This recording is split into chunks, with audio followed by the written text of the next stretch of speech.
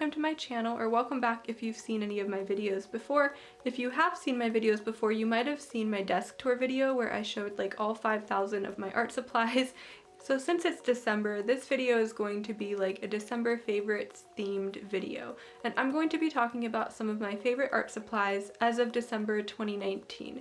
So a lot of these are art supplies that weren't my favorite a year ago, or maybe I recently discovered them or just got more comfortable using them. I'm just gonna hurry up and get into the video before I end up rambling too much in my intro.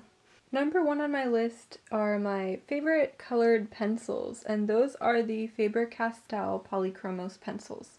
This is probably not a surprise considering how many artists love these pencils, but I do want to share that these have not always been my favorite colored pencils. When I first tried Polychromos, I was so used to using a wax-based pencil, not an oil-based pencil, so Prismacolors, for instance, are wax-based. And when I used Polychromos, which are oil-based, I didn't really know exactly how to blend. It was a little bit tricky for me to learn the differences between them, but once I got used to these, I realized how I really love how much detail you can actually get with the Polychromos. So here's an eye study I recently did with Polychromos, and you can really see the amount of detail and sharpness I was able to get in like the eyelashes and the iris, and even just the eyebrow hairs as well. Another example is this hair study I recently did as well with the Polychromos. It's a lot easier for me to get detail and like fine detail, especially with these pencils. The color range is 120, which is slightly smaller than some other sets of pencils, but I do find that a lot of these colors are natural and more likely to be used, and I also find that the pencil does not run out as quickly as a wax-based pencil, probably because you're sharpening it less. I really think that these are such beautifully made pencils.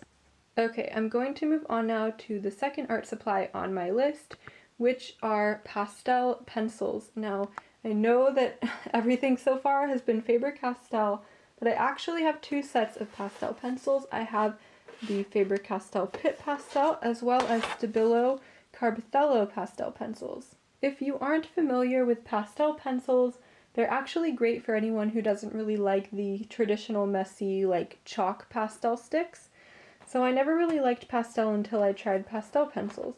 And either this brand or the Faber Castell brand, honestly, I'd recommend both of them. They are great. While I'm filming this, it is still before Christmas time / like holidays, and I'm still working on my holiday Gremlins piece.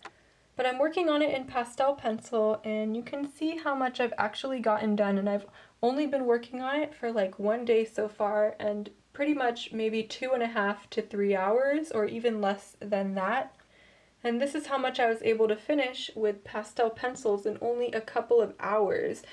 The main reason that I'm loving pastel pencils recently is because pencil work takes so much time, and especially when you're working with colored pencils, you might know that that is an extremely slow medium to work with.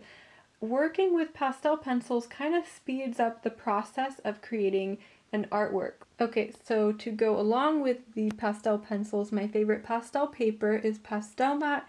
This is a widely known thing among artists that Pastel Mat is a very great pastel paper, but it is kind of pricey.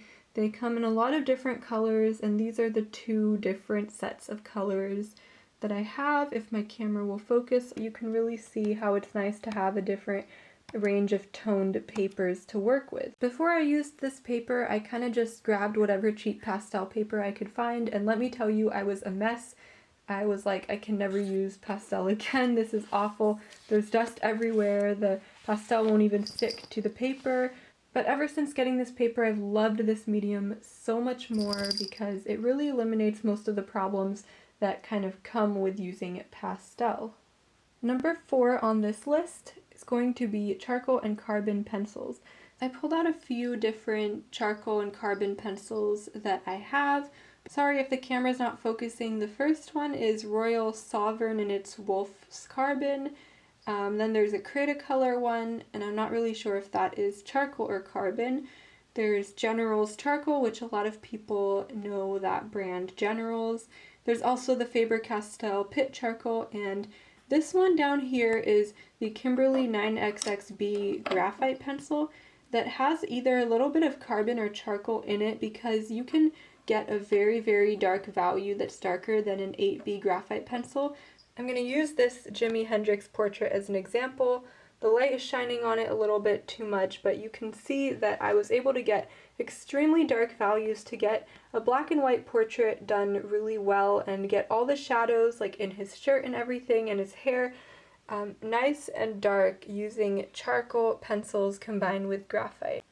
And finally, the last art supply I'm going to include on this list is the Faber-Castell Pitt Artist Pen. I'm mostly including these because I used them for Inktober this year and they were great. I had all the different like nibs that I need. I'm not usually an artist who works in ink, so I don't really need a fancy set. And if you are planning on doing Inktober, I would recommend this set because they have everything from like a brush pen to an extra small and small sized detail fine liner. Here are some of my Inktober sketches. I also have like a bunch of Inktober videos talking about the progress I made. But anyway, I was using these Pitt Artist Pens by Faber-Castell for the entirety of Inktober, and they really worked well for me, so if I ever do it again, I think I'm definitely going to be using this set. Also, a bonus supply, this very adorable little rotational pencil sharpener. So these you can find on Amazon, and as you can see, there's like this little rotational wheel right here with numbers on it. You could control the sharpness of your pencil and how long you want the point of your pencil to be. So I kind of have to show you what I mean. I normally keep the setting on this pencil sharpener at like 1 or 2, you can see right here, and this is what I would get if I kept it on that setting. Kind of like a short point, but it's still very sharp. So in contrast, if I were to use another pencil sharpener, or maybe this pencil sharpener but on a higher setting like 4 or 5, I would get a point that is really long like this. So I know that these are not completely sharp all the way, but obviously I had used them after I sharpened them. I no longer sharpen my pencil this way because it really wastes a lot of the pencil and you end up having to buy new ones very often. So let me compare this to the other two pencils. You can really see the difference here in how much of the pencil gets wasted. I started using these pencil sharpeners for my Polychromos pencils. You can also use them for your Prismacolor pencils, just so that I could maintain a sharp point without wasting so much of the pencil, and I've really loved these ever since I started using them. So those were all my favorite art supplies as of December 2019. And this wasn't like by any means an exhaustive list or anything like that. I know it was also mostly pencils because I am a pencil artist and I usually just use pencils, but I could include more like papers, erasers, and all of those types of things in a future video as well. I just wanted to keep this one on the shorter side. So I hope you enjoyed this video. I really had fun making it, kind of like I had fun making my desk tour video, because it's a different type of video to make than just me like creating artwork or something like that. If you did enjoy it, please leave a comment or a like and let me know what you thought or what your favorite art supplies are, because I always like to know about art supplies that other artists prefer. Thank you so much for watching this video, or even if you've just seen any of my other videos, thank you so much. I really, really appreciate it. And I will see you hopefully in the next video.